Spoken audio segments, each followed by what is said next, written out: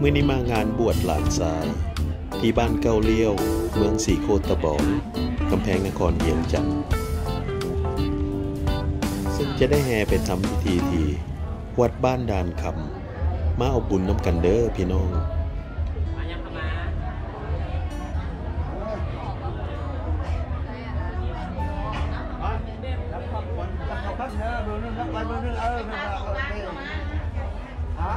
กันเด้อพ่อแม่สละมือนี้เป็นมือสั้นวันนี้เป็นวันสวัสดิ์มือประกอบวันนี้เป็นมือจิตที่อมุตตะโชคโลกเข้าไว้ว่าวันนี้เป็นวันดีพระเจ้าในวันนี้สมทุกสำล้านทางซ่อมจะออกจากพ่อจากแม่จากยาวจากเฮือนทุกคนพูดถึงเส้นทางพระศาสนาเพื่อต้องคุณท่านคุณของพ่อของแม่ที่ขึ้นมาพาคนยาวนี้ก็จะนี่ไปหน้าคดีมันเนื้อจุวัจจุวาจะดีมีแหงเนื้อเรือหนังซ่องเนื้อจะได้กับใครอยู่ตรงนี้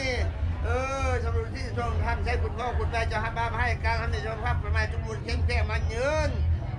สร้างสมาจะเพื่อเยอะขึ้นจะเกิดจะรวยนะลูกหลานเนอะจะบุญจัดบุญพ่อแม่ให้บ้าให้กันเนอะจ้าอยาดีเนอะจะไฟมันลุกจะไฟมัน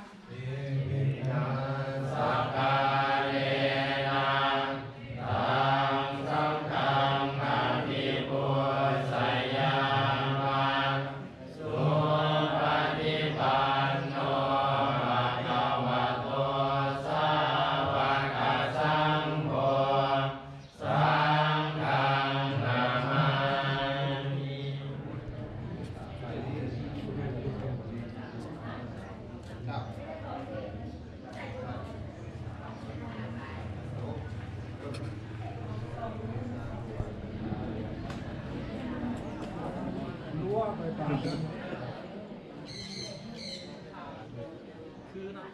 บาป ต้องเวลาดิ จากพันษาเองเนาะ ไอ้โกคนเดียวที่มันสบาย ตัวเราเกี้ยงไปลอยอยู่เนาะ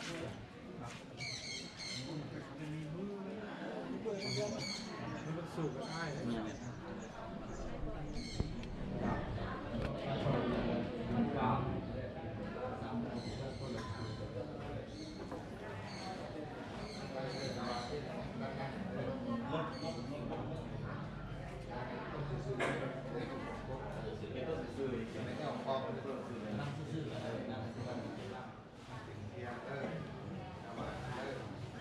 บุกาสา กาสา วันทา วันทา วิทังเต มีพันเต สัพพัง สัพพัง สัพพะลาทัพพะ กา พะเรนังเต เตสัพเต มะนากตัง มัญญากตัง ไก่นา วิญญาณ สามินา สามินา ละโม อนุโม สัพพัง สัพพัง สามินาก สา ตัง มินา บุญยัง เมตุย ไม่หัง ไม่ทำ นัตตาทัง สาธุ สาธุ สาธุ สาธุ สาธุ สาธุ สาธุ อะนุโมทามิ อนุโมทามิ บุกาสา โอกาสา บุญยัง วิญญาณ ข้าพาโต ภาวะโต อะระหะโต อะระหังโต สัมมา สัมมา สัมพุทธัสสะนะโมตัสสะ นะโมตัสสะ ภะคะวะโต ภะคะวะโต อะระหะโต อะระหังโต สัมมา สัมมา สัมพุทธัสสะ สัมพุทธัสสะ นะโมตัสสะ นะโมตัสสะ ภะคะวะโตอะระหะโต อะระหังโต สัมมา สัมมา สัมพุทธัส สั สะ มพุทธัสสะ บุกาสา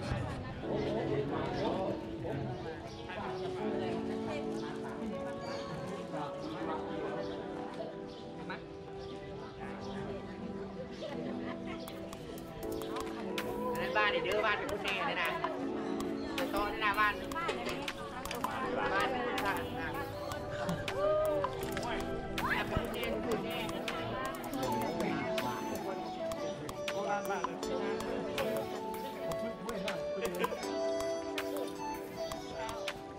โอเคขั้นใช่เพื่อนเทียบกับครูครับนะ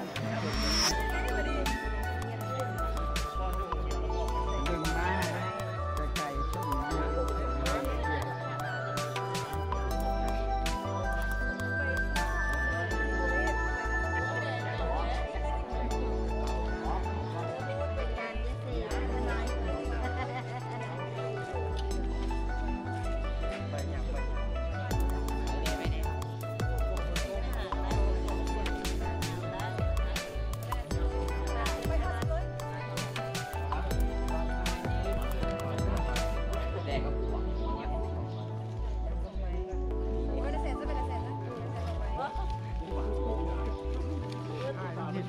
ี่ย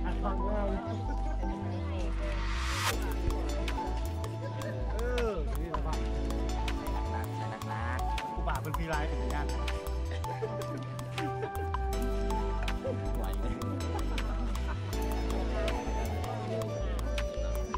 กูบ่ากุ้งนี่บังหน้าคักแค่ เคยรู้แล้วนะ เอาเต้ลง เออ บังเนี่ยไม่เห็น สัตว์